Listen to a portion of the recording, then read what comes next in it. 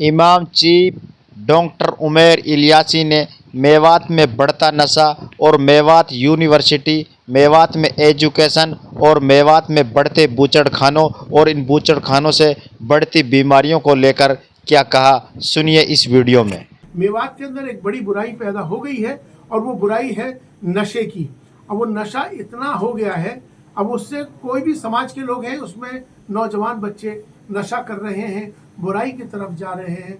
तो मैं चीफ इमाम होने के नाते आज मैं तमाम मेवात के लोगों को संदेश देना चाहता हूँ, मेरी आवाज़ जहाँ तक पहुँचे कि जो बच्चे इस समय नशों में जो आ चुके हैं, उन बुराइयों में जा चुके हैं, तो हमारे समाज की हर सब बड़े जिम्मेदार लोगों की जिम्मेदारी है, ख़ास तौर पे हमारे इमामों की जिम्मेदारी है कि वो अपनी मस्जिदों से बार बार लोगों को बिठाएं, मीटिंगें कराएं।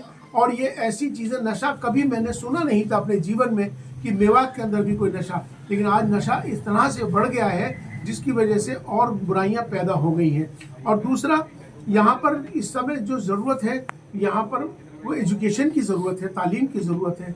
तो हम सबको मिलकर तालीम पर जोर देना है और अपने इस मेवात क्षेत्र को आगे तरक्की की ओर लेके जाना है। सरकार पूरा सहयोग कर रही है। सरकार ने जिस तरह से, जब से बीजेपी की हुकूमत आपके सामने है, बहुत सारे ऐसे आपने फैसले देखे होंगे जिसमें बहुत से मुस्लिम लड़कों को नौकरियां मिली हैं बगैर किसी भेदभाव के।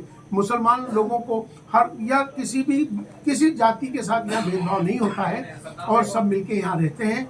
हमें चाहिए कि हम सब इसी तरह से एक होकर रहें, मिलके रहें, और जिससे कि हमारा आपसी मेलजोल बना रहे और हमें सब एक होकर ही अपने देश को भी आगे लेके चले।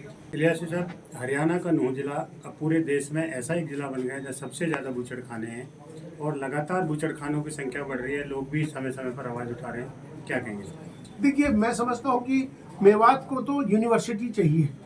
मेवात को तो यहाँ पर आज से हम कब से कहते आए हैं सरकार से कि हमें यहाँ पर मेवात को यूनिवर्सिटीज़ चाहिए।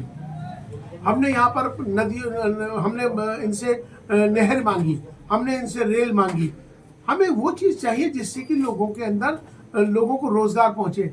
अब इस तरह की जो चीज़ें हैं, मैं समझता हूँ कि अभी एक नई नई बीमारियाँ सामने आ रही हैं, लोग मर रहे हैं, बर्बाद हो रहे हैं। तो मैं समझता हूँ कि अभी उसको सरकार को इस पर संज्ञान लेना चाहिए और अगर कोई गंदगी या कोई उससे कोई बीमारी या उससे कोई परेशानी किसी को हो रही है लोगों को, तो उसके लिए उसका समाधान निकालना चाहिए।